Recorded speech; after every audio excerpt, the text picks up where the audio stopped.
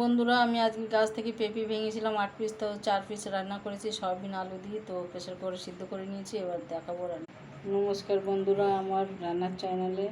তো আমি আজকে গাছে পেঁপে হয়েছিল, রান্নার জন্য ভেঙে নিয়েছি 8 পিস। আমি রান্নাতে কেটে নিয়েছি, সিদ্ধ করে নিয়েছি, আপনাদের রান্না দেখাবো আর কাঁচাতেও দেখুন। বন্ধুরা, আমি আদা রসুন পেঁয়াজ চুরিয়ে নিয়েছি, এখানে সিদ্ধ হয়ে গেছে আমার।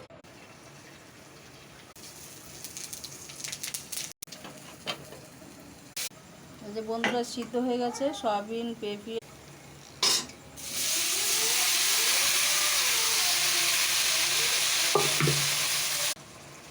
দেখুন বন্ধুরা, আমার তরকারি হয়ে গেছে পেঁপে আলু সয়াবিনের শুকনো শুকনো।